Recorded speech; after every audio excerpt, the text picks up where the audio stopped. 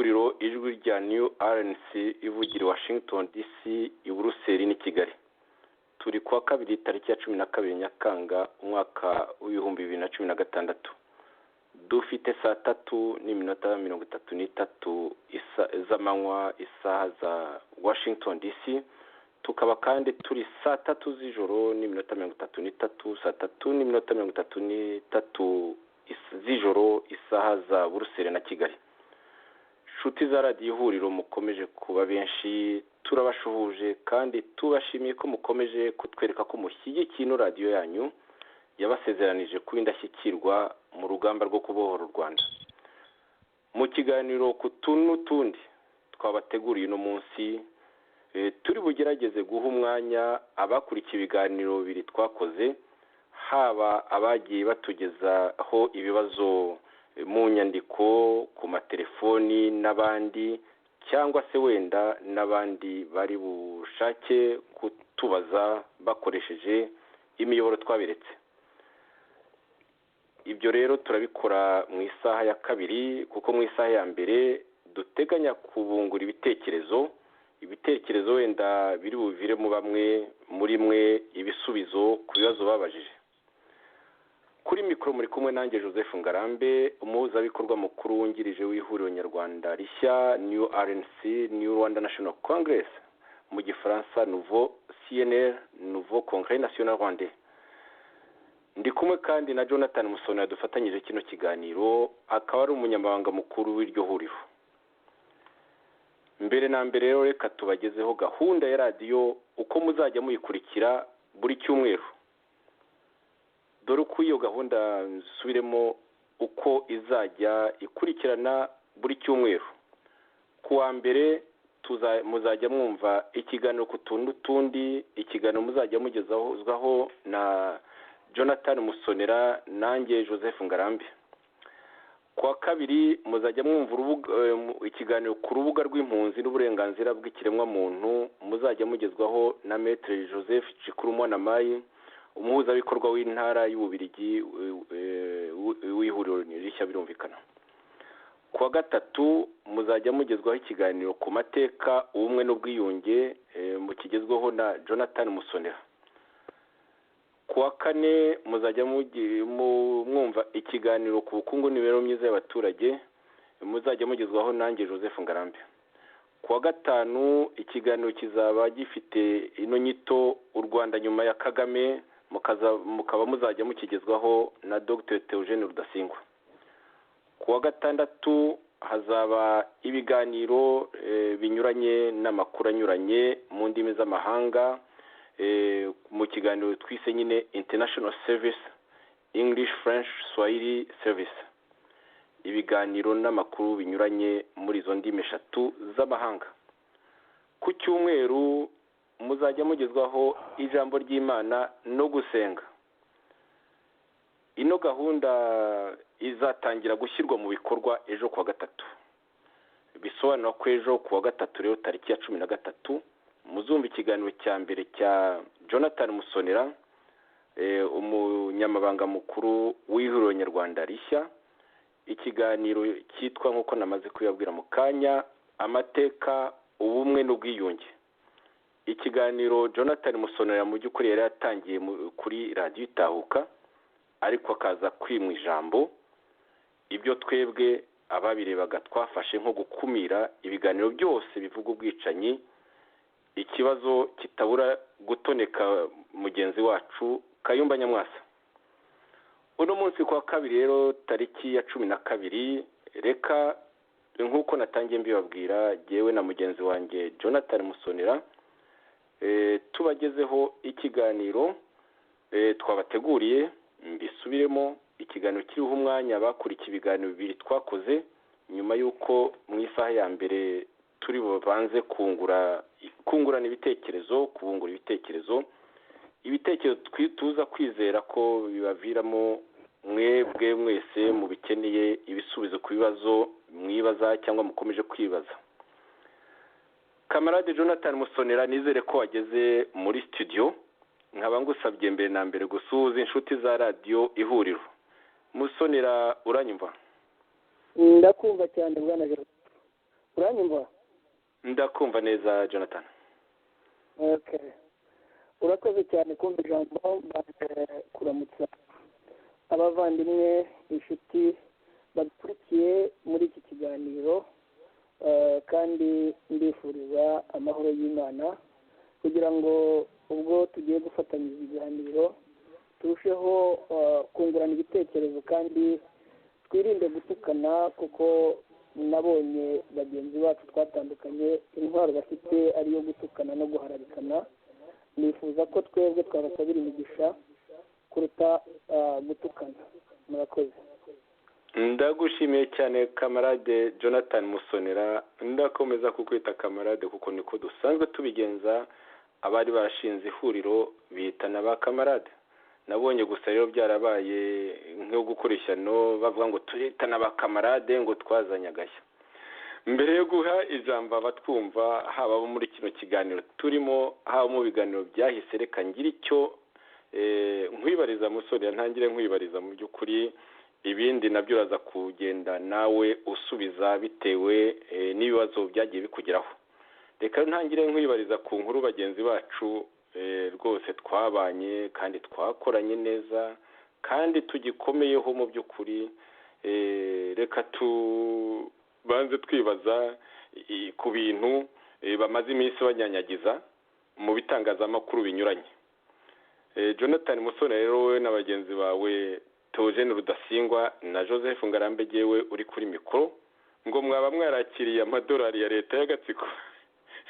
Musonera niba warayakiriye wenyine ari kubanza agiye warancuze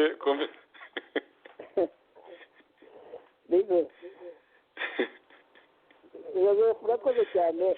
Nabonye byazindutse ku mbuga bimaze iminsi byandikwaho ngo ngiye kujya i Kigali n'ibindi. Komeza Musonera. Ibi ni ibirango by'abanyabwoba kandi ntibikagutera ikibazo, kuko ibi bigaragaza neza ibyo twanditse muri iriya dekarasiyo yacu, kwerekana impamvu zatumye dutandukana na General Kayumba ndetse n'agatsiko ke kamufasha gukora ibi byose.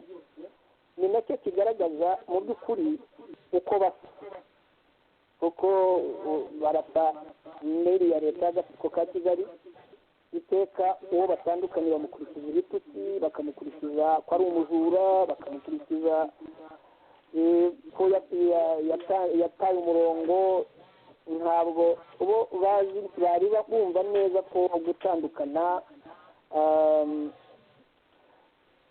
ntacyo biba bitwaye. Iyo umuntu mudahuje ibitekerezo ntabwo bivuga ko yabaye ingwate yawe ku buryo ushobora kumuzirika. Niba rero mutandukanye, ndibaza ko byakagombye kuba umuco mwiza niba abantu badahuje ibitekerezo, bitavuze ko abantu ari abanzi cyangwa mugomba kujya ku karubanda mugatukana mukagaragaza ikinyabupfura gike. Ibi rero Bwana Joseph byo kuvuga ngo twaraguzwe, sinzi niba turi ibicuruzwa cyangwa turi za maraya, kuko nizo zigurwa amafaranga cyangwa se ibindi, ariko twebwe ntabwo turi abacakara bo kuba bafata ibitekerezo byacu ngo tubigurishe amafaranga cyangwa ibindi. Ibyo ngibyo ibyo bandika n'ibyo bavuga ni ukubihorera rwose. Nanagusabe nawe ubwawe muvandimwe wanjye ntuzigere wandika ubasubiza cyangwa ngo ugire uwo ubwira nabi. Ibi ngibi ni ibintu bigaragaza nyine uko baba basa, ariko birantangaza kandi bikanambabaza, kuko nka Jean Paul Turayishimye nzi neza aho avuka. Yavukiye mu muryango w'abantu bavuga ubutumwa. Ise ni umuvugabutumwa, mama we ni umubyeyi nawe w'umuvugabutumwa. Ntabwo nari nzi ko ashobora gutinyuka kuba yasuzuguza aho avuka mu magambo akoresha, mu bitutsi akoresha. Ariko cyane cyane ahari nibwira ko ahari yaba bikomora mu minsi mike wenda yamaranye na Kayumba Rescott we mu gihe yabaga mu gikari cye kuko ibi ngibi ni umuco w'inkotanyi cyane cyane Jean Paul we nta nubwo azizi ni umuco w'inyenzi cyangwa ni umuco w'inkotanyi muzone cyane inkotanyi ubundi harimo imfura mu nkotanyi ntekereza ko ari umuco w'inyenzi harimo ibi ngibi iyo mvuze abo ngabo nasunika agatsiko kagiye gakora ibintu byo kuremekanya byuzuye inzangano byo kubona yego rwari urwenya musone komeza igitekerezo cyawe Jean Paul rero ngira ngo ahari arakibona ahari nka escort wa Kayumba kuko no kuva ngira ngo n'igisirikare ntabwo gisobanukiwe neza iyo wumvise n'amagambo bakoresha usanga mu by'ukuri igisirikare atagisobanukiwe kubera ko yakingiye tufata Kigali basirikare bita bo mu mibyuko nk'uko imvugo zibivuga nkaba ahanini nari nzi ko wenda ari umugabo yamaze gushaka afite umuryango ntabwo yakabaye agikora nk'umuntu w'uresikoti uri mu gikari cya shebuja cyangwa se ucunga amategeko ya shebuja akafata ibitekerezo bye akabigurisha mu mutwe w'undi muntu. Ibi rero ni igitangaza byarambabaje iyo binavugwa n'undi utari we nzi uburyo yakuriye mu ijambo ry'Imana akura mu burere bwiza ariko ubu ngubu iyo wumva ibintu avuga imvugo akoresha urwango afite mu by'ukuri uribaza ese aba bantu ubu noneho niba koko twaranatandukanye ubu noneho iyo tuba turi kumwe bafite n'ubushobozi bwo kutwica niba baratwishe ibi rero nanjye nyo musonera birantangaza kuko Jean Paul nanjye muri iyi minsi guhera mu nama za nyuma twakoze yifatira ku gahanga umuhuzabikorwa mukuru Dr Theogene Rudasingwa ibyatumye tunandikira Kayumba tukanamutumiza wenda turaza kubigarukaho musonera aho mu mwanya wo kuba umuvugizi w'ihuriro yabaye umuvugizi wa Kayumba Nyamwasa none tukaza wowe nanjye musonera kubwira Kayumba Nyamwasa icyo dutekereza turaza kubyibukiranyaho. Jean Paul ntabwo ari Jean Paul muri iyi minsi si Jean Paul nakoranye nawe buri gihe dukorana neza cyane kuri Radio Itahuka ndi umufana w'ibiganiro byo kuko yakoraga ibiganiro rwose birimo gusesengura neza ndajyaga ndarakwijuru mbyumva akora ibintu bitagira ingano byiza cyane ari umuhungu w'ikinyabupfura umuhungu ufite ubushishozi umuhungu ufite urugwiro ariko kwina asigaye akora bisigaye bintangaza urabona nk'uko uzi wanditse ngo ndi ku nzira zo kujya Kigali akandika muri uriya muyoboro w'imyanda Inyenyeri News ngo ndi mu nzira ijya ku Kigali turanamuzi nawe ni inshuti yacu twembi musonera ikomeye tutigeze duhemukira na rimwe ariko nayo isigaye ikora amahano cyangwa se ngo ubanza yari isanzwe nayakora wenda ntitubyiteho kubera kumukunda ibyo byose rero uwo yabyanditse byibuze yiyoberanije mu kinyamakuru nyine uriya muyoboro w'imyanda wa Kayumba Nyamwasa Inyenyeri News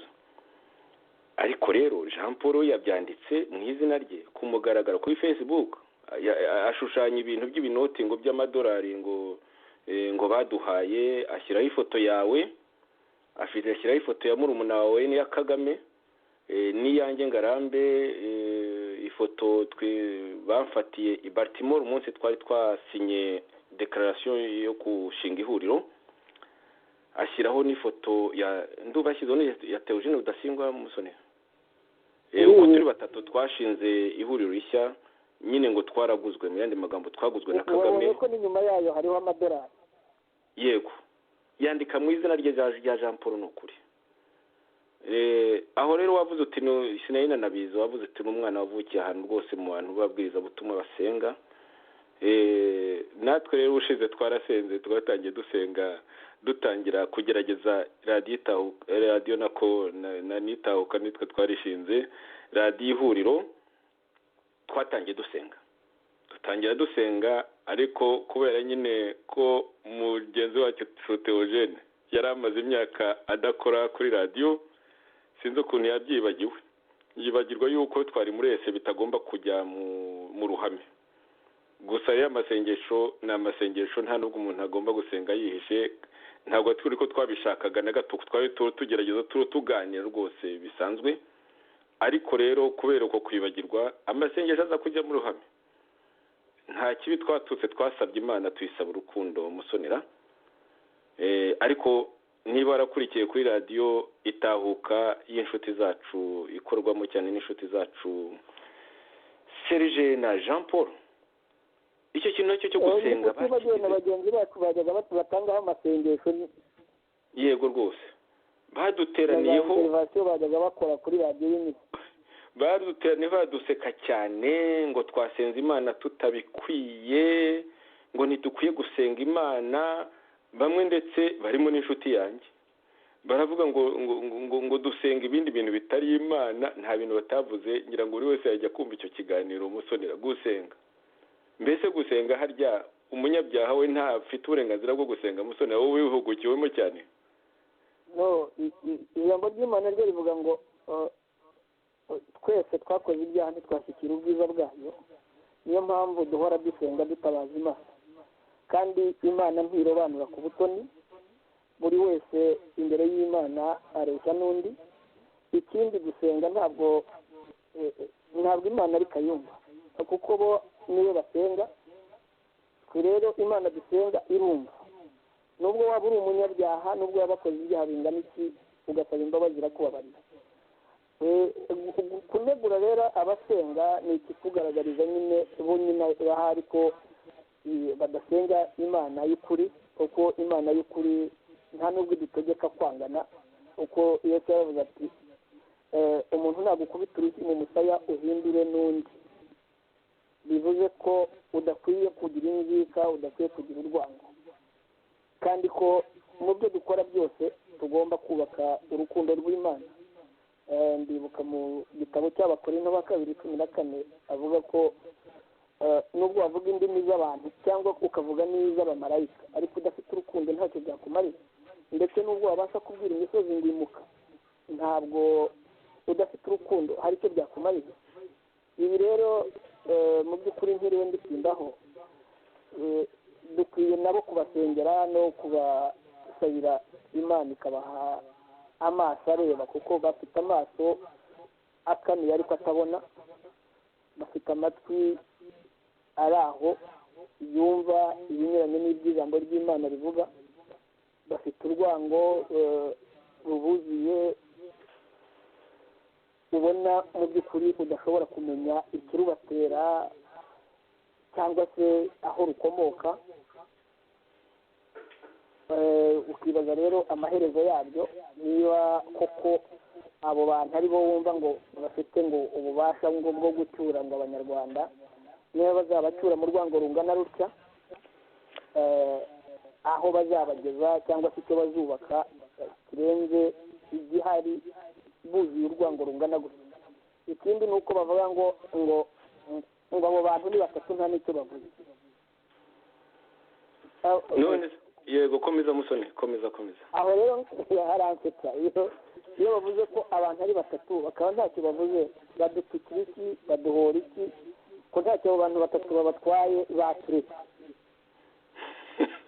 Nanjye ni uvuze gusenga rero, ahubwo batugire neza kuko batwibukije muri gahunda zacu gushyiraho kiriya cyumweru cyo gusenga, kandi rwose ntituzajya tubibagirwa, tuzajya tubasengera, tuzajya tunasenga ku mugaragaro noneho ku munsi w'icyumweru, kandi tutibagiye na mugenzi wacu Kayumba, kuko twakoranye byinshi byiza cyane. Ntabwo tumwanga nk'uko atwanga, we yatweretse urwango rutagira ingano, ntabwo tumwanga na gatoya, ndetse twamugira inama Musonera, twamugira inama rwose yo kugira ubushishozi nk'ubwa wa mwami wigeze kuvuga ati Mana yanjye ndinde inshuti zanjye kuko abanzi bo ndabishoreye. Inshuti rero za Kayumba Nyamwasa rwose, iyo umuntu ashishoje neza n'abanzi be mu by'ukuri Musonera, sinzi uko ubibona wowe. biragoye kuko ubundi imikorere ya Kayumba mu by'ukuri akunze gukorera inyuma y'abandi bantu, ntiyigaragaza, ahubwo ibitekerezo bye bikanyura mu bandi, bakaba aribo babisohora, cyangwa se bakaba aribo badefanda amakosa ye cyangwa ibyo ashaka kwidefandaho, kugira ngo umaze iminsi dukurikira mu byatumye dutandukana nawe, tukanabyandika tukanabisobanura kuri radiyo. yatinye guhaguruka ngo aze byibuze avuga ati aba bantu barambeshyera, dore ikibazo ko kimeze. Ibyo nabyo nta nubwo ari n'ubutwari n'ubugwari, kuko gukoresha abantu kujya gutukana no gusebanya no kuvuga nabi bagenzi bawe mwabanye, batanabona iyi myaka 5 irenga tumaze dukorera ihuriro, bakayibona nk'aho ari ubusa, barangiza bakumva ngo aricyo kizatuma abantu babayoboka kubera ko batukanye, ubundi bakavuga ngo twagiye i Kigali. Ibyo bikaba ari byo bizabafasha kumubarayizinga abantu ngo babayoboke. Rwose ntawe uza kubayoboka, guhitamo ni ukwa buri wese, kandi umuntu icyo nanabasaba gusa ni ukudakurikira umuntu, bagerageza gukurikira ibitekerezo byiza kuruta kumva ko bari inyuma y'umuntu, kuko twabaye inyuma ya Kagame aho yatugejeje, murahabona n'uyu munsi wa none. Nicyo kibazo kiremereye dufite. Wakomeza Joseph? mbese musonera bariya bantu koko ubona biyizeye, bavuze koko ngo turi ba rubanda nyamuke, ariko reba ukuntu bagiye guta umutwe, mu by'ukuri ntabwo bemera ibyo bavuga, ntibemera ibyo bavuga, bafite ubwoba bwinshi cyane butagira ingano, kandi ntabwo tuje kubatera ubwoba rwose. Twebwe twiteguye gukora ibyo tugomba gukorera abanyarwanda ibyo tugomba kubakorera, bityo ushaka kuza mu ihuriro ryacu rishya akaza mu ihuriro ryacu rishya, ushaka kuguma iwabo akaguma iwabo. Icyangombwa ni uko buri wese azereka abanyarwanda umushinga bafitiye, ni ukuba yemera umushinga abafitiye. Ibyo bintu rero tuzakomeza kubyitwararika, ariko izo nshuti zacu rwose nizigarurire agatima impembero, ntabwo turi abanzi, ntitubangana na gatoya. Ibyo twabagaye twarabibagaye, ariko rero bavuye ibuntu bavuye ibuzimu, rwose nta cyatubuza ejo kuzanakorana rwose, tukongera tugasubirana urugwiro twagiranaga, tukongera tukitana abakamarade. Nabonye kwitana abakamarade babigira ngo ni agashya. Kamarade ntabwo ari agashya, ndumva abashinze ihuriro twitana kamarade.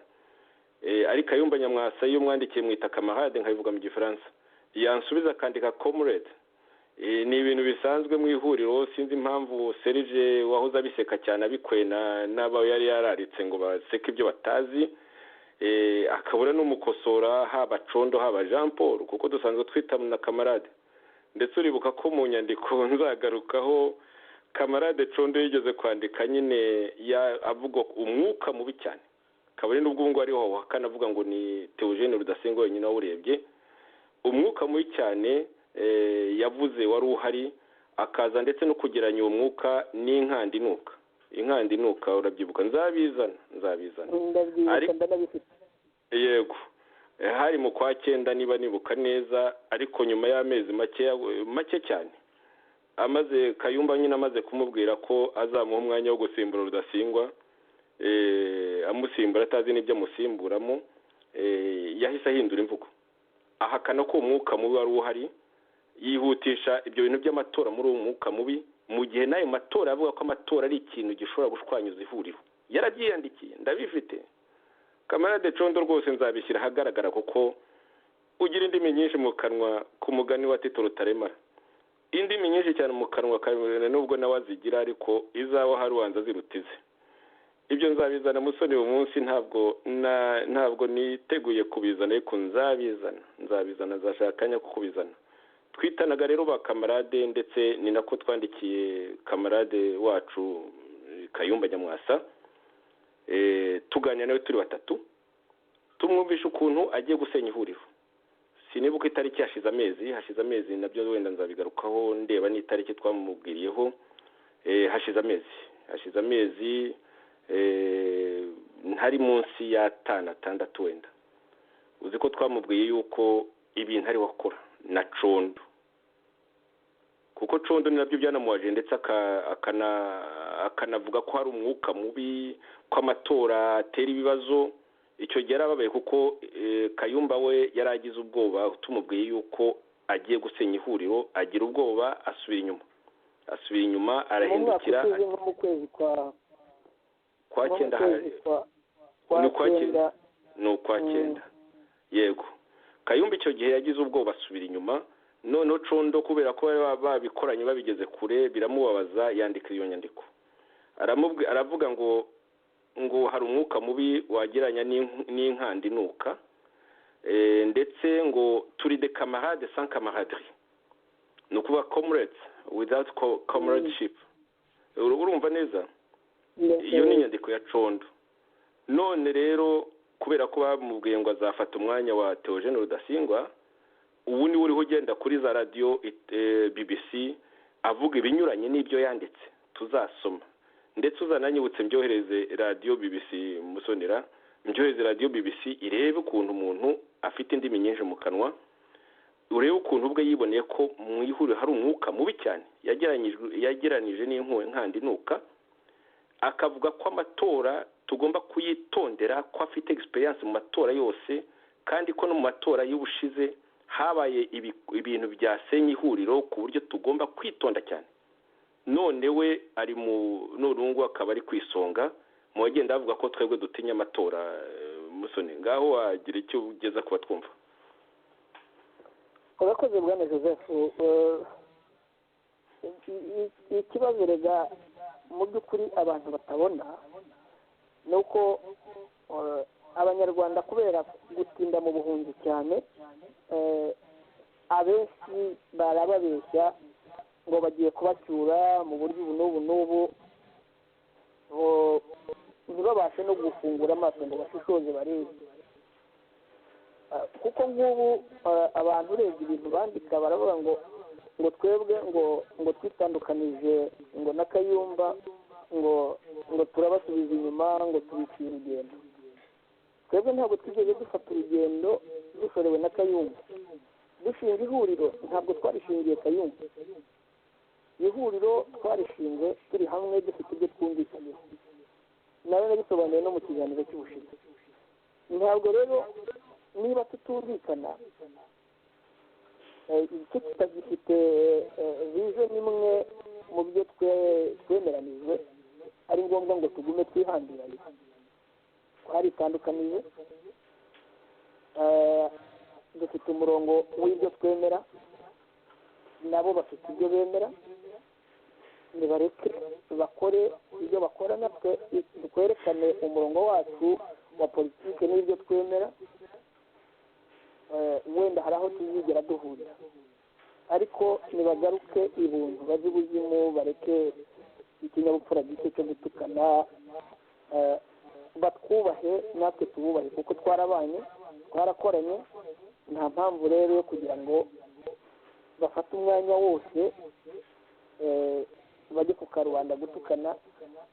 Nibaza ko nabo bashaka ko babakurikira, sinzi niba bazabakurikira muri ibyo bitekerezo byo gutukana, cyangwa u Rwanda rwarabereyeho kugira ngo ubu ngubu muri ibi bihe ruzabeho ari u Rwanda rushira isoni, rufite ubuyobozi rw'abantu batukana.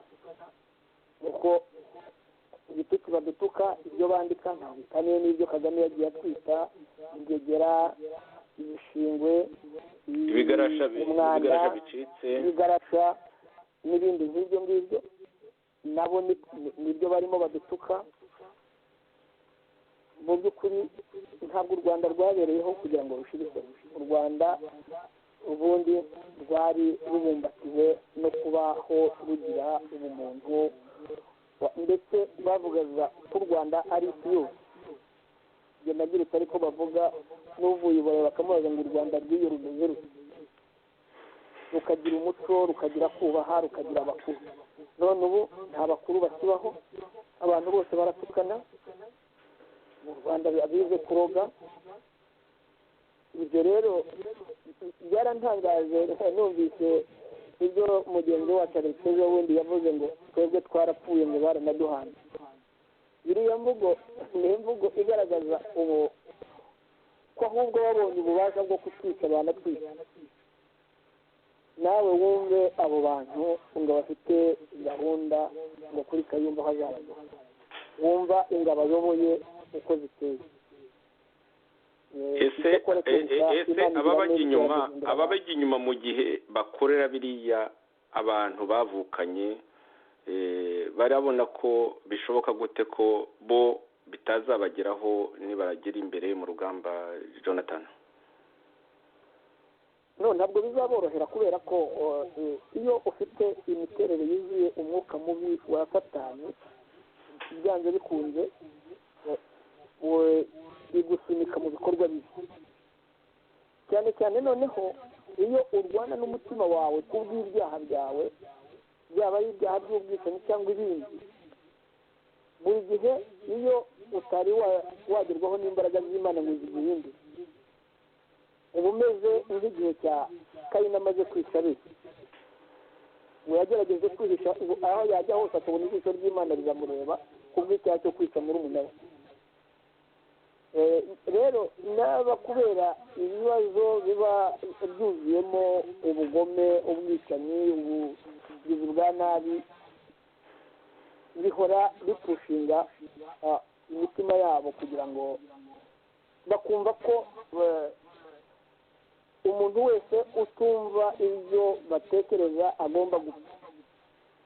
Jonathan Musonera, uvuze iryo utanze icyo gishushanyo, iryo shusho ry'ijisho ry'Imana kuri Gahini amaze guhitana umuvandimwe we Abeli, binyibutsa inyandiko yanditswe n'umuhanzi Thomas Sankara, utari uriya Thomas Sankara wo muri RNC, Thomas Sankara wabaye umusirikare w'inkotanyi, irindi zina rye simbyibutse neza, umwe waririmbye indirimbo Habyarimana, umwe waririmbye indirimbo mu ndirimbo waririmbye n'indirimbo nziza cyane, nzababaza ubwoko bwanjye mwishe, nawe abwira inkotanyi.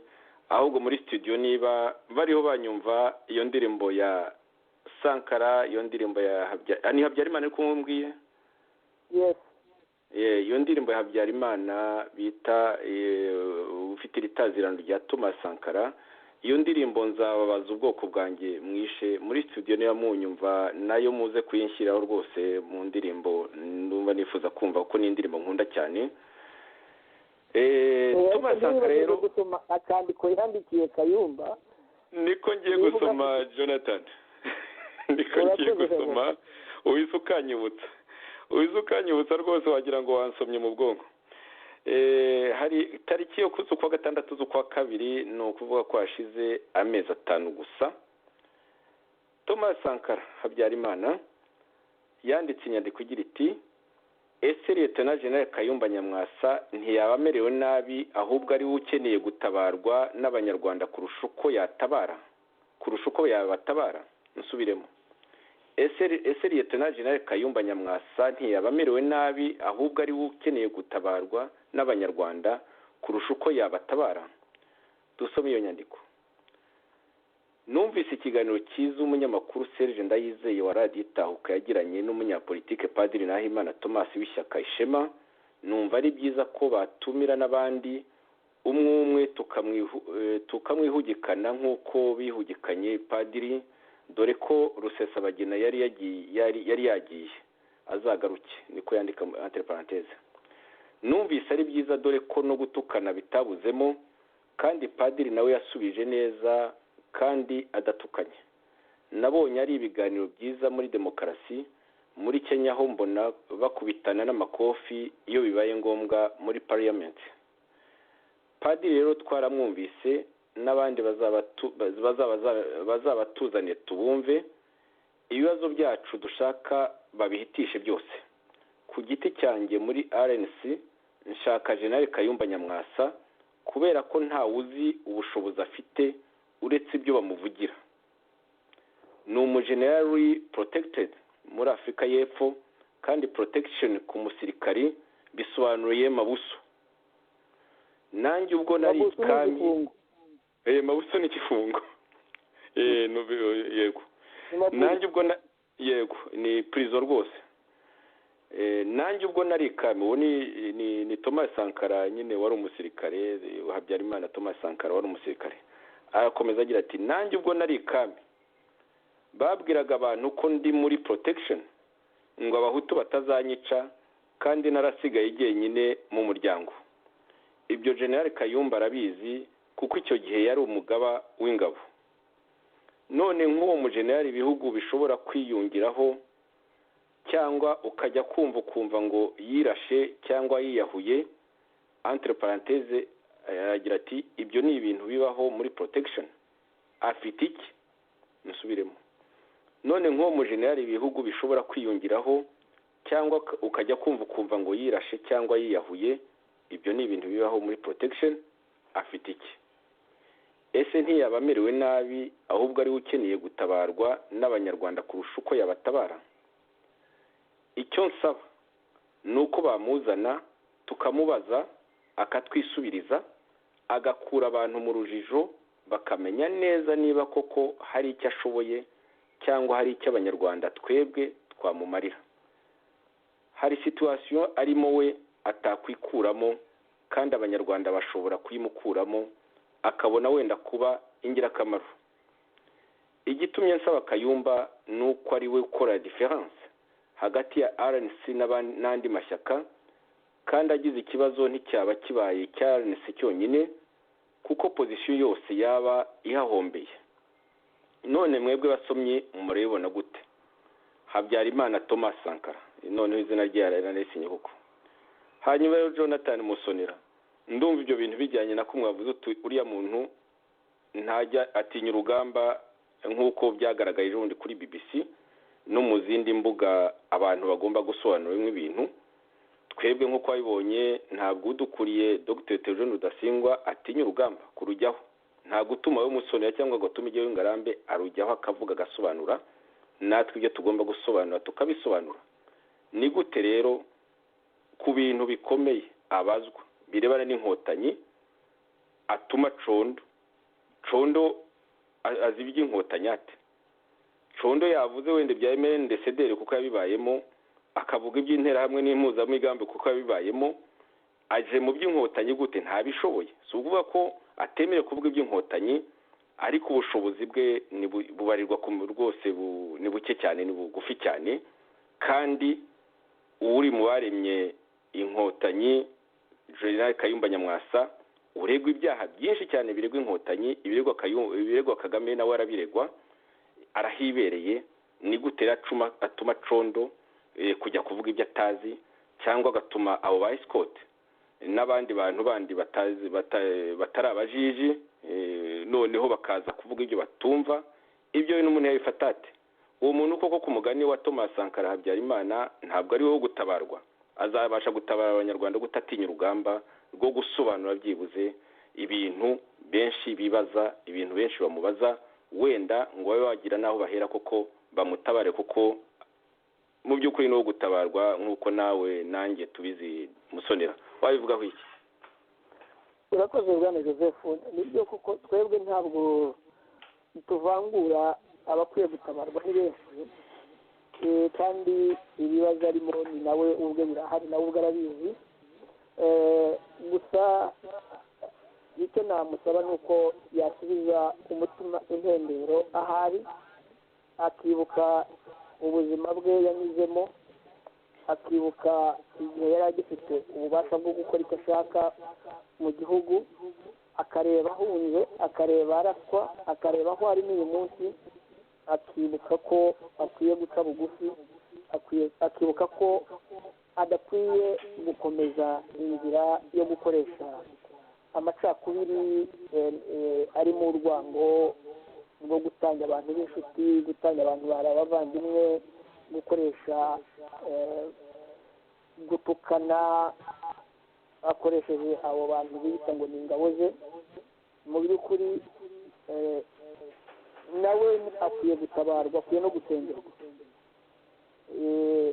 Abasenga bakwiye kuba hafi nawe bakamusengera, kuko umuntu iyo ageze hariya kandi afite uburemere bw'ibibazo mu mutima we, cyangwa se afite n'inkomanga y'ibyo yumva yishinga muri we uretse kwegera imana,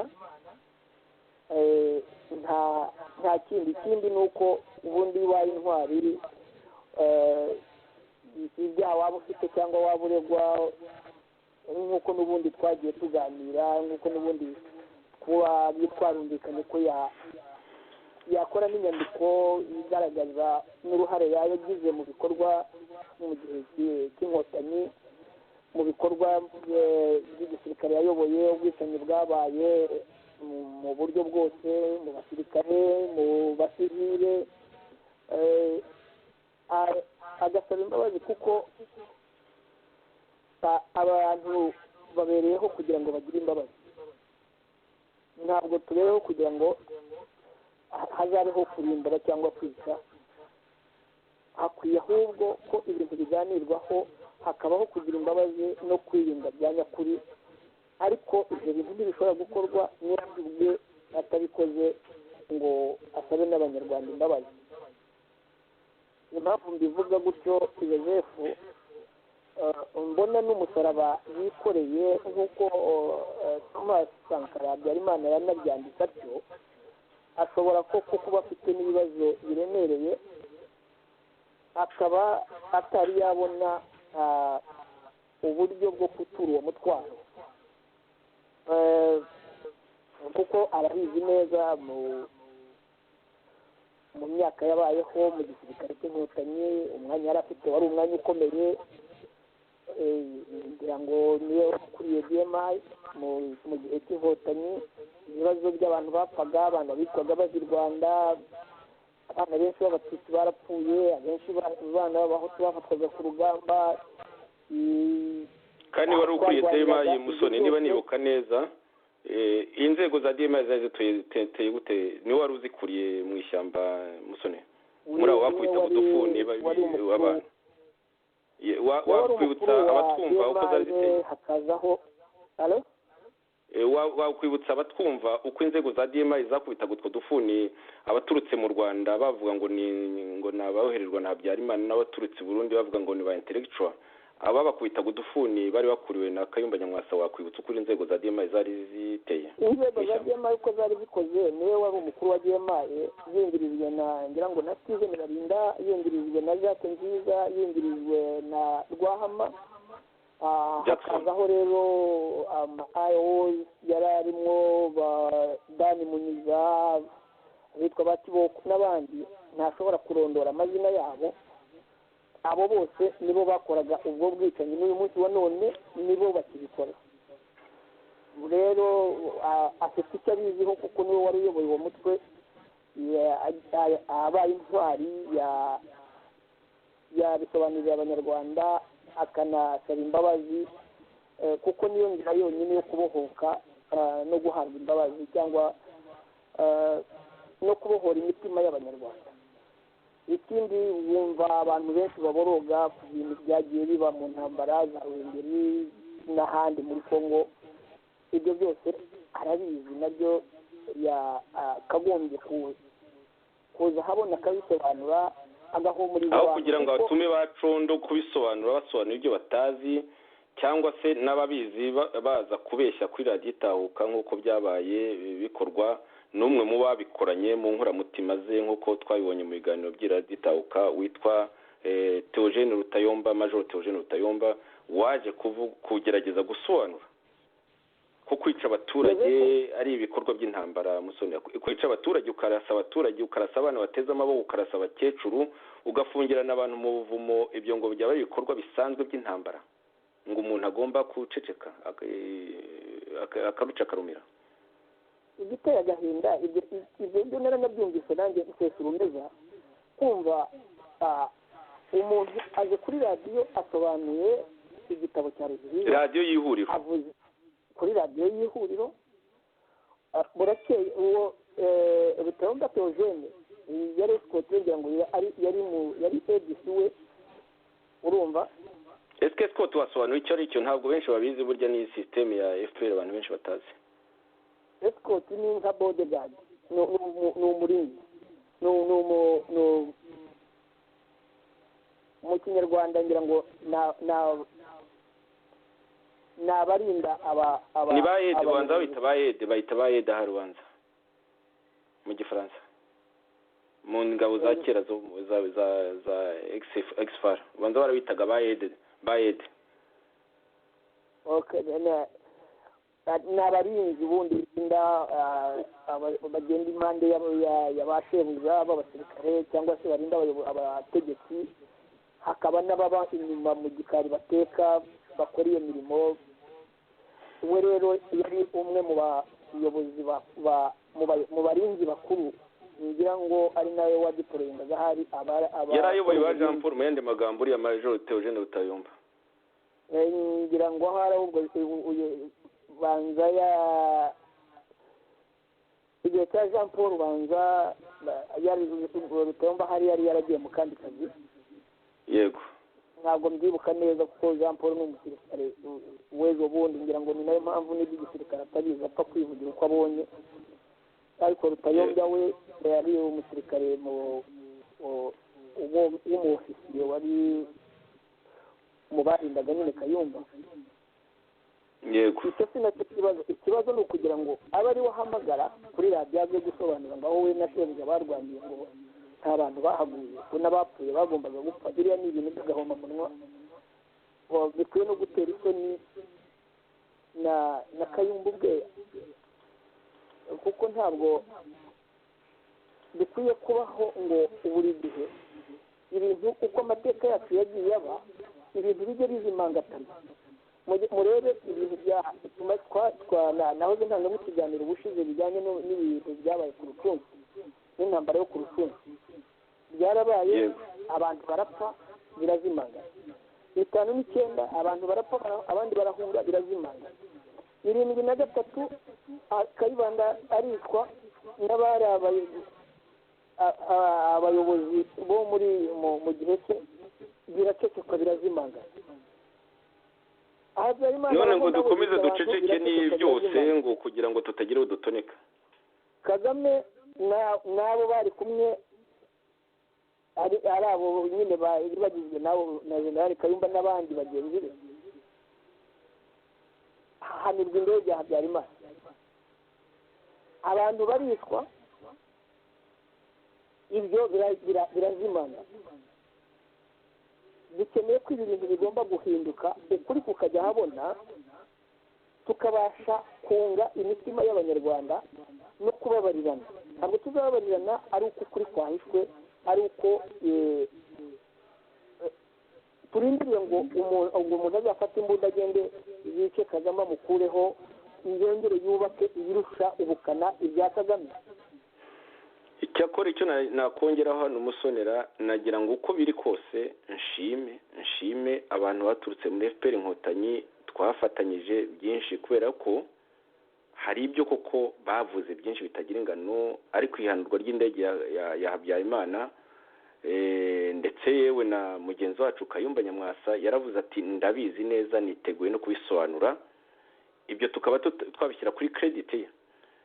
ikosa kuri icyo kibazo cy'indege twagishyira ku nkiko mpuzamahanga no ku bihugu bikomeye byo mu mahanga, bitagiye ngo bimubaze nk'uko yagiye abyandika, ndetse na mugenzi wacu nyakwigendera Colonel Patrick Karegeimana muri rukodi dashira, nk'uko bagiye bavuga bati kuki abacamanza bataza ngo batubaze badusanga aho turi, nk'uko basanze Bakabarebe n'abandi i Burundi bakahurira bakababaza kuki twebwe batadusanga aho twahungiye hano.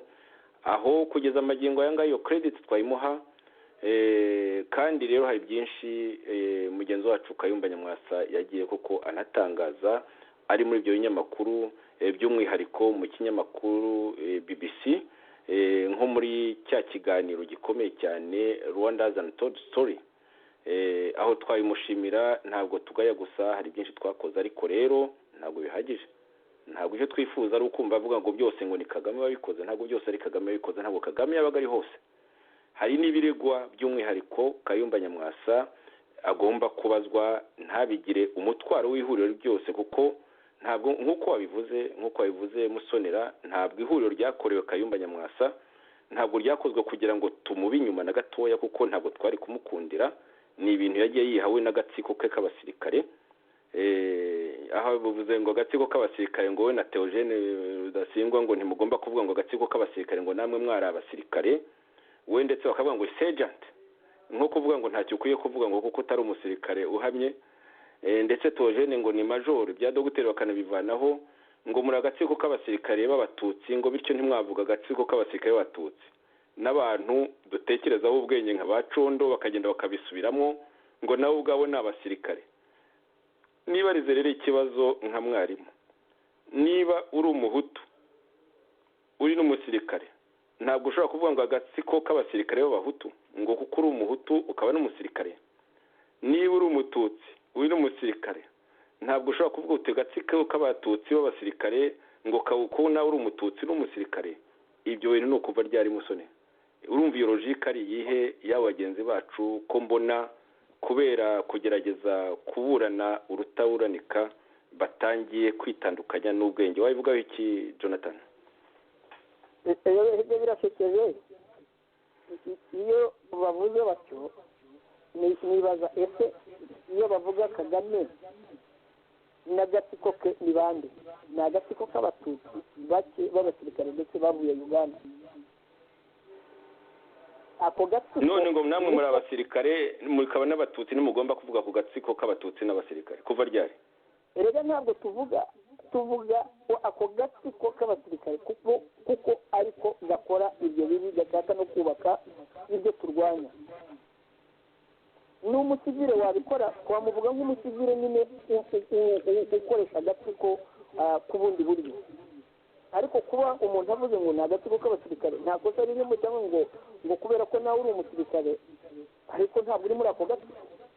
Ariko musoni ukurikije imvugo ya bamwe muri bagenzi bacu twahoranye muri RNC, kuko mwe muri abatutsi ahubwo ntimugomba no kuvugira abahutu kubanegura cyangwa mu mavugire ibyiza bakwiye ngo kuko muri abatutsi. Ayo mahame ahuriye n'ihuriro twashinze musoni. Ibyo ni agahomamunwa.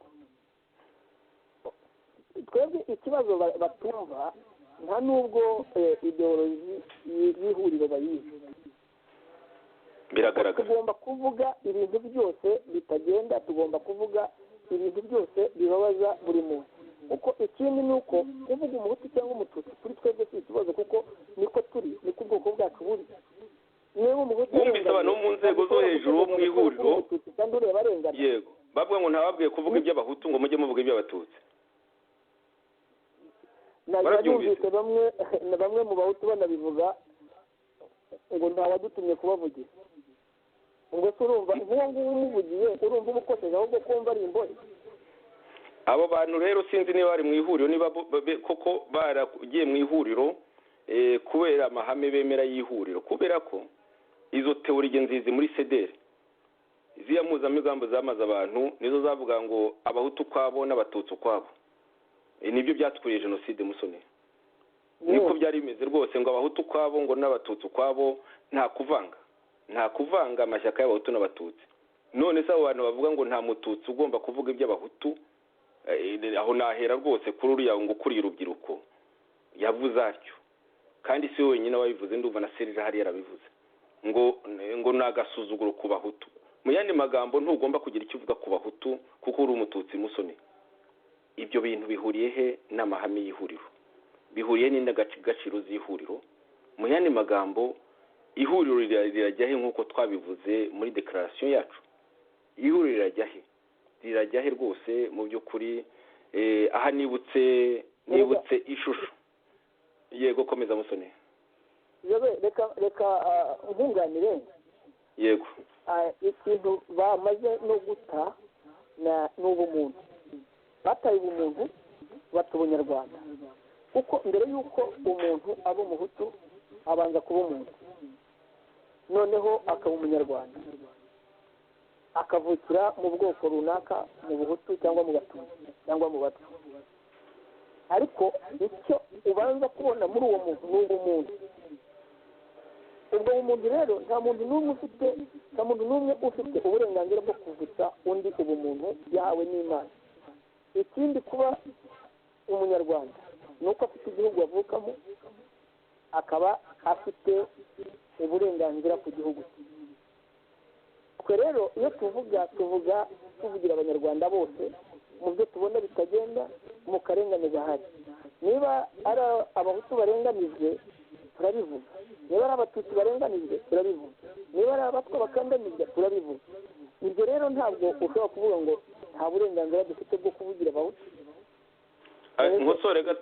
nkosore gato mbabarira, ibyo byavuzwe na Rukundo komiseri w'urubyiruko. Rukundo hari irindi yitwa Musone Faustin Rukundo niwe wabivuze. Birongera bivugwa na Alphonse nawe uhagarariye ihuriro muri ako karere ka UK k'Ubwongereza, yitwa ndirindi harya ni Niyibizi Alphonse nawe yabivuze byose, ngo ntawe watumye kuvugira abahutu, abo bantu bari mu ihuriro cyangwa bari muri sederi impuzamugambi yo mu mbere ya 1994. Abo bantu bari mu ihuriro. Mu yandi magambo uri umututsi wigira icyo uvuga ku bahutu, aho urumva ihuriro barimo iryo ari ryo ntabwo bari mu ihuriro. Abo bantu rwose bitwa ko bari mu ihuriro ariko ntibazi neza no kuba mu ihuriro icyo ari cyo n'indangagaciro z'ihuriro. Erega Joseph abo nabo barabose. Kandi rero na Serge na Jean Paul mbigarukeho babumvaga ntibigeze bacyaha bati nyabuna bati umuntu wese uri mu ihuriro ashobora kuvugira umuntu uwo ari we wese ubwoko ubwo ari bwo bwose atarebye ubwo bwoko. Ibyo bintu byo gutandukanya amoko aba bantu ntabwo bacengewe n'amatwara, ariko byitwa ko ngo bari muri biro politike, bafata ibyemezo muri biro politike. Byerekana ko twari dufite ikibazo mu ihuriro nyarwanda ryo kugira abakadre batazi ibyo barimo, batafite na gato, batacengewe n'indangagaciro z'ihuriro, bari bakwiye kwigishwa. Ariko mu mwanya wo kugira ngo twicare tubiganire turebe koko niba tufite ikiduhuza, niba tutaragiye mu matora gusa imyaka 2 ishize ariko uyu munsi tukaba tutazi n'ibyo turimo, ubwo buryo barabwanze ngo tujye dutora duhite. Hello.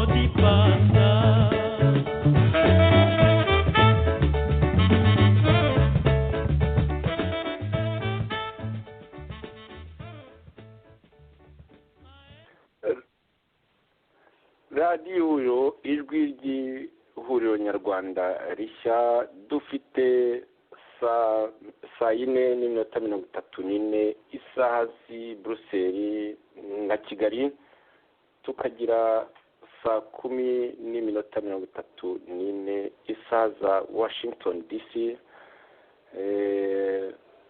Tukomeje ikiganiro cyacu, twari tugize ikiturogoye mu kanya ku mpamvu za tekinike.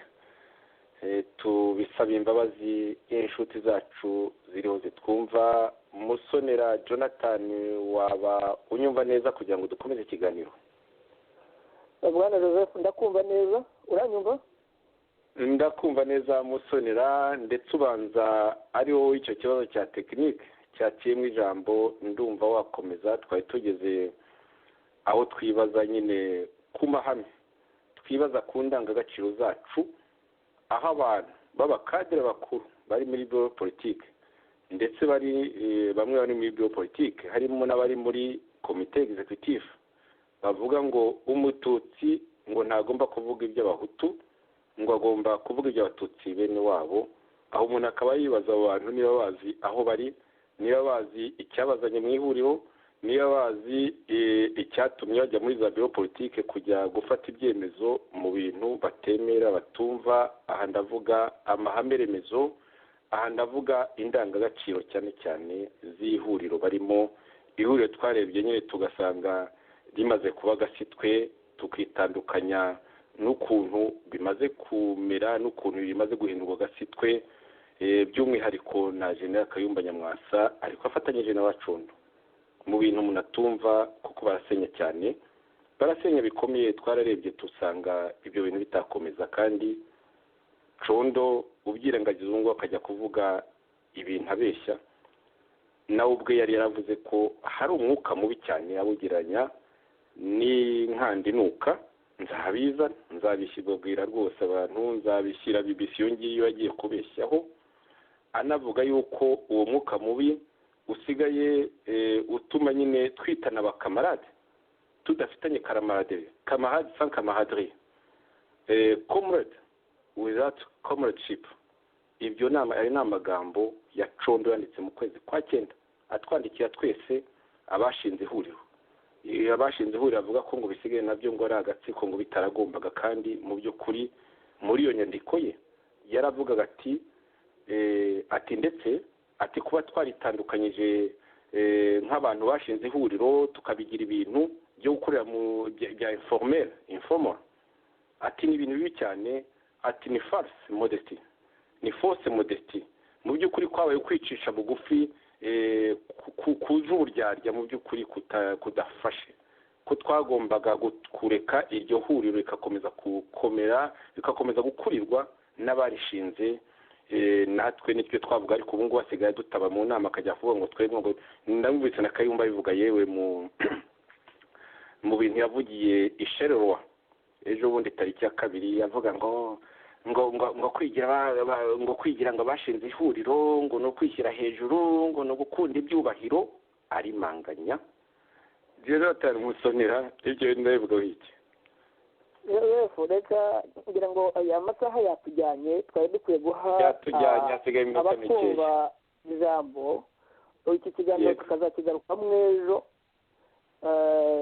nyuma y'ikiganiro nzatanga ejo. Ibi twazabigarukaho, kuko ntabwo ngira ngo ni nabyo badushinja ngo turavuga ibyo tutakagombye kuvuga.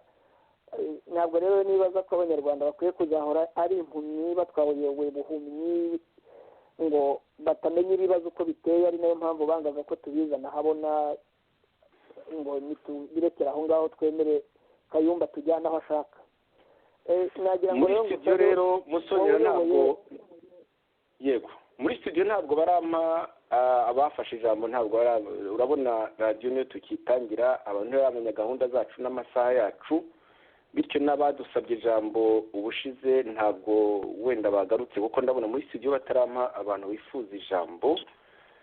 Bitatuza rero gukomeza mu minota 20 isigaye, tukaba twakomeza ikiganiro tugakomeza tuganiriza abatwumva. tugerageza no gusubiza ibibazo twabajijwe, kuko musonera ku matelefone yawe, ku matexto menshi ubona kuri interineti no mu binyamakuru hari ibibazo abantu bibaza byinshi, nabyo rero twagerageje kubisubiza, ndetse mu gihe wenda tutarabona umuntu ushaka gufata ijambo kuri radiyo kuko ntabyo mbona studio iriho ingezaho, twaba dukomeje rero muri minota isigaye hafi 20 tugakomeza kugerageza gusubiza ibibazo by'ababitubajije. Hari twabonye kuriya kuntu Kayumba ahunga urugamba rw'impaka nko kuri BBC n'ahandi arahunga, ndetse twifasha n'inyandiko ya Thomas Sankara Habyarimana nawe wabibonye gutyo hashize amezi 5. Ibyo rero ni ibintu bikomeye cyane. Ni gute wazajyana abanyarwanda mu Rwanda uhunga urugamba rwo kubabwira ibyo bateganyiriza, ugatuma abantu mu by'ukuri batabizi namba, kuko abatuma ntabyo bazi. Jonathan, sinzi niba hari icyo wavuga. Rega intumwa ze Joseph nk'uko nagumije mbikubwira, ni abantu bari amayesikoti, bamwe bari amayesikoti ye, Nikombero yari esikoti wo kwa Kagame, aba iyo mu gikoni, abaho abeshejweho no guteranya no gutanga amacakubiri mu basirikare, ngira ngo nyuma ni nabwo yaje koherezwa kurinda abari abayobozi barindaga, ahubwo yari umutekinisiye, maze kubimenya Musoni, yari umutekinisiye muri bamwe bajya bapanga kwica abanyapolitike mu Rwanda. Noneho yari umutekinisiye, wenda ngo ugire ngo yari umutekinisiye mu bintu byiza, yari umutekinisiye mu macakubiri mu bintu bibi byo gutegura kujya guhitana abantu kugira ngo byitirirwe ingoma ya Habyarimana, kandi koko byaranatunganye. Ibyo bintu byarakozwe Musoni, ibyo rwose ni inkuru umaze kumenya. Komeza Musoni. Ikindi ni ibyo agenda abeshya ngo afite ngo dosiye y'indege se yaba yibwiwe n'iki? Dosiye y'indege ko yizwi n'umutuma, ubwo nabo umugabo wenda azaza ahabona yivuge. Ikindi cyo ni uko Nikombero imibereho ye yabaye nyuma y'ibyabaye kwa Perezida Bizimungu, ajyanywe no kumuneka no kumugambanira. Ibyabaye kuri Perezida Bizimungu, ibyabaye kuri Perezida Bizimungu mwarabibonye mwese, niho yagororewe nyine kuba majoro, dore ko n'ayo mateka benshi bagiye bayahabwa n'ubwo bugizi bwa nabi, uwagize nabi cyane cyangwa wishe abantu benshi akagororerwa. Aho wumva sinzi, nta n'ubwo ari umusirikare wavuga ngo azi ku front line ukuntu biba biteye n'uko intambara iri imeze, kimwe n'abo ba Jean Paul we n'uko yanaje n'intambara irangira. Ibyo ni ibintu bafitemo ubuhanga bwo kugambana, kugira nabi. Ibyo rero ni nayo mpamvu shebuja bakoresha, wumva naho ngaho ubona bashyushye ngo batunganya amafoto ngo twagiye i Kigali. Ibyo babifitemo ubuhanga, gutukana, gusebanya, kugambana, amacakubiri. Ni nabyo ubona byagejeje ihuriro aho twageza aho tubirambirwa, kuko twagerageje inshuro nyinshi kubwira Kayumba kubahagarika, kugeza aho bitunaniye nyine tubona ko nta yindi nzira uretse gutandukana nawe, kuko umurongo wacu n'uwa Kayumba byari bibusanye. Duhitamo gutandukana, kuko we n'ako gatsiko ke yari amaze kwimika, wabonaga ko bigiye gukora ibintu bibi. Twahisemo rero gutandukana mu buryo bwiza, tudatejemo intambara. Nyuma gutandukana kwacu urabona intambara yadukurikiye, badukurikije ibitutsi y'iki n'uyu munsi wa none bakiriho. Ibyo ni iyo tekinike arayizi rwose. Ariko rero nk'uko twasezeranyije inshuti z'ihuriro rishya, inshuti za radiyo ihuriro, tugiye gutangira ibiganiro bisanzwe, ibiganiro byo ku rugamba rwo kurwana na leta y'agatsiko. Wenda tuzatugenera igihe gito cyane ibyo bitutsi tugiye tubivuga, kuko tugomba gusobanurira inshuti zacu n'abandi banyarwanda bari mu gihahiro tukabahumuriza kuko nta kuntu twebwe tutazakomeza urugamba kabone n'ubwo ngo bavuga ngo turi bakeya. Ikigaragara ni uko badufitiye ubwoba, baradutinya cyane kabone n'ubwo turi abantu beza. Ubanza abantu baba batinya urukundo, twe ntabwo twangana, nta nubwo tunabangana gatoya. Bashatse barakoya nayo ndetse bakabaho natwe tukabaho, bityo tukazagira aho duhurira, bakareka no gutera agahinda abanyarwanda benshi badutezeho byinshi.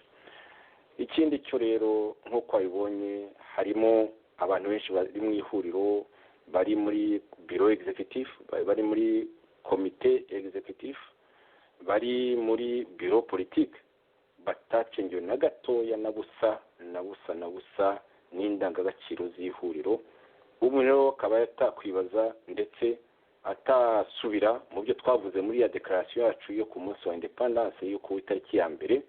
Umuntu akaba atatinya kuvuga yose rwose ko icyo byo twasize inyuma, ririya huriro nyine tubona ko ryaganishaga abanyarwanda habi, icyo twitandukanyije nabyo bisa na ya nisani ya Dr Gasarasi.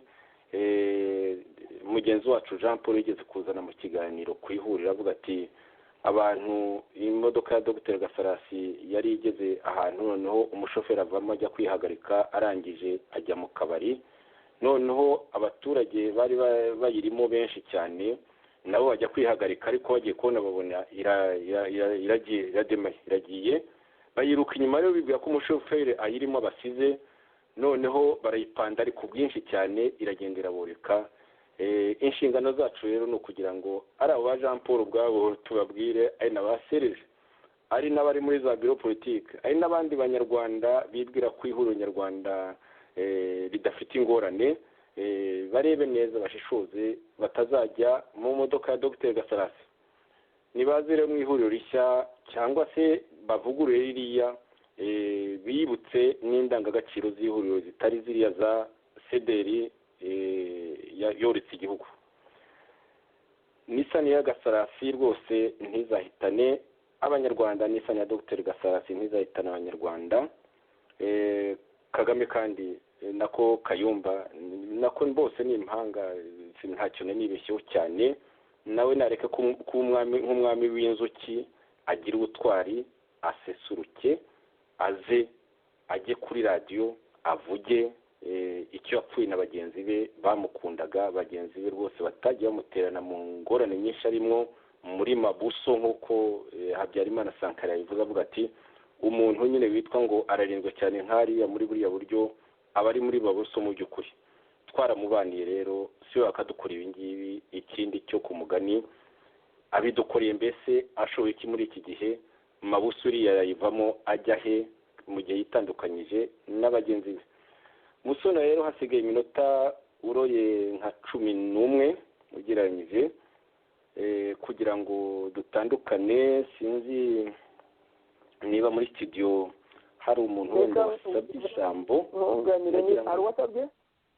Nagira ngo ndebe niba nta wasabye ijambo, ariko rero ntabwo ari ijambo, n'umuntu umpaye inkuru, ntabwo ari ijambo yasabye. Nagira ngo Musoni, niba hari ikintu kindi wenda tutanakomojeho wifuza kubwira abatwumva ukibabwira.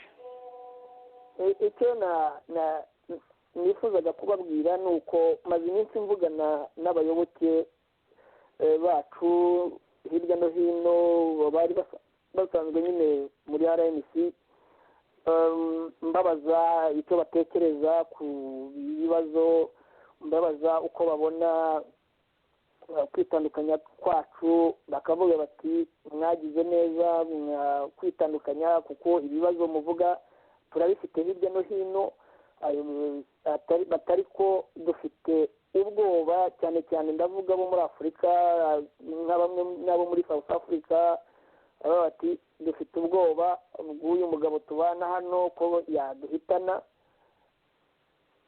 ko nta bibazo bindi bafite byo kuba batusanga, ariko bakagira icyo kibazo cy'ubwoba. Bakavuga bati wenda mu bihe biri imbere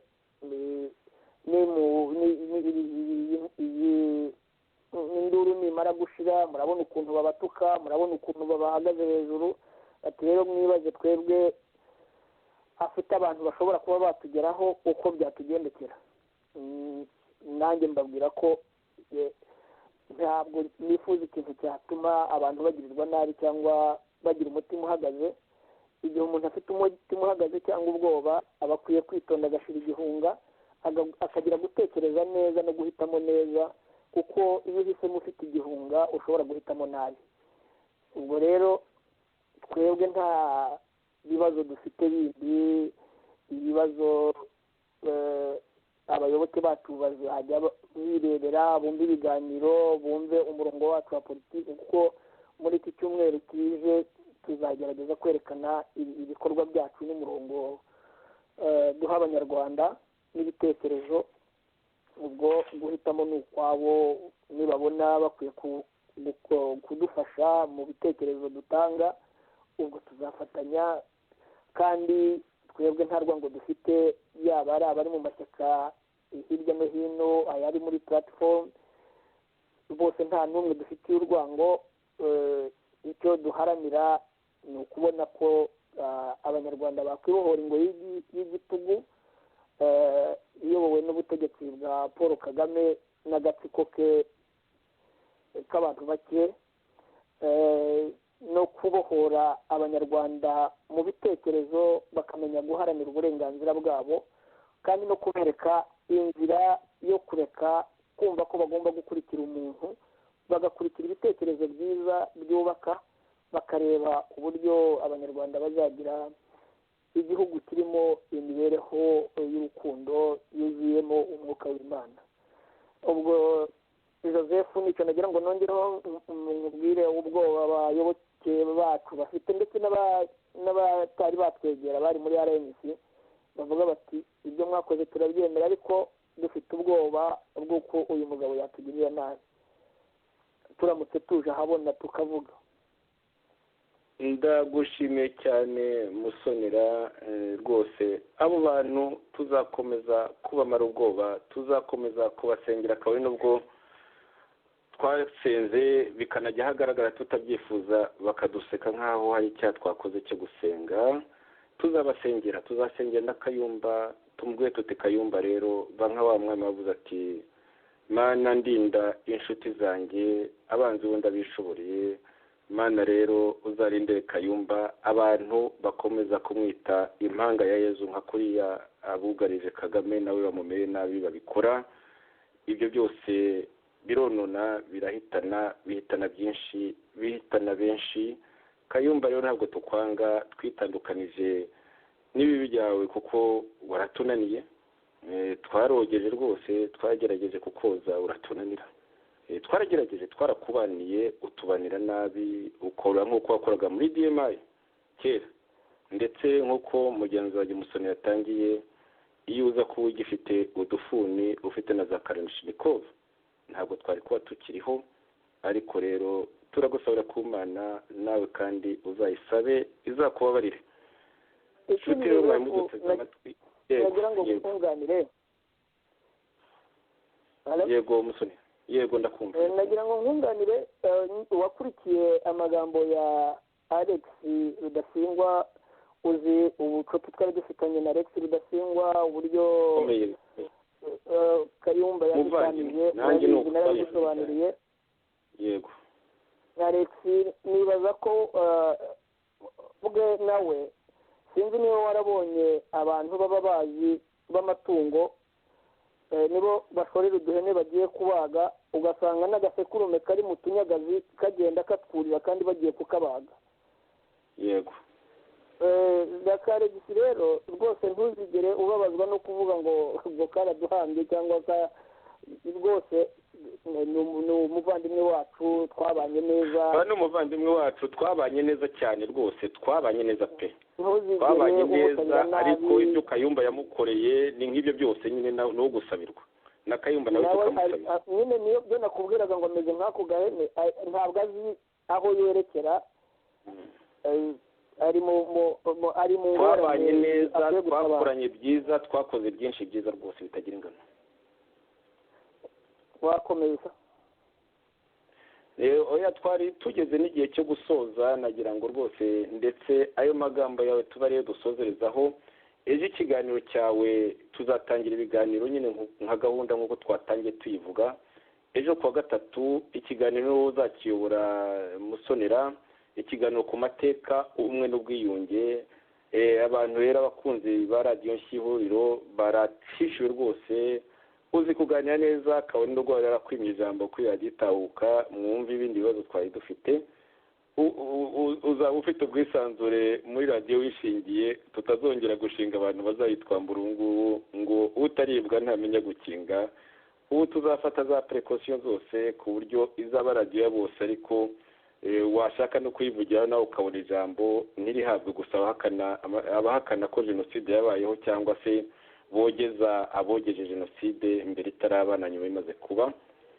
Ibyo byose rero Musonera, amasomo burya ntawe ukura atakiga, natwe dukura tukiga, kandi ibyo twize tukagerageza kubigeza ku nshuti z'abanyarwanda no ku nshuti z'abaturanyi babikeneye. Reka rero tube ducumbikiye ikiganiro hano, ejo tuzakomeza ibiganiro Musonera. Ndumva nuntumira nanjye nzaza. Musonera, wantumiye? Ndagutumiye rwose, uzaze dufatanye nk'uko n'ubundi dusanzwe dufatanya n'ubundi niyo uzaba ukiyoboye nanjye nzagufasha. Ikindi ni uko abantu baba bafite n'ibibazo kuri ibi biganiro dutanga bitazababuza kubibaza. Ejo tuzagira ikiganiro cy'isaha ebyiri, imwe wenda izaba ikiganiro, indi tuyigirire ibibazo. Niba bibaye nta bibazo bibashije kuboneka ubwo tuzakomeza. Ese hajya tuzatangira ikiganiro sangapi Musonera, wabibwira batwumva? Ejo tuzatangira ikiganiro saa 2 za hano mu Bwongereza, saa 3 z'aho ngaho, ahubwo ni ukuvuga saa 4 za hano zo mu Burayi hano hano. Saa 3 za London time na saa 4. Yego, saa 4 z'Ububiligi n'u Rwanda, ni ukuvuga saa 10 za Washington, z'amanywa za Washington. Yes. Yego Musonera, nagira ngo ngushimire rwose. Babitegura rwose. Nagira ngo ngushimire Musonera, nshimire inshuti za radiyo Ihuriro zakomeje kutwumva, nshimire uwadufashije mu rwego rwa tekinike yari Ngarambe Joseph muri kino kiganiro cy'utuntu n'utundi, mfatanyije na Jonathan Musonera. Imana ibarinde, iturinde twese. Imana irinde u Rwanda n'abanyarwanda. Muri studio niba muriho munyumva, nimusubirane mikoro.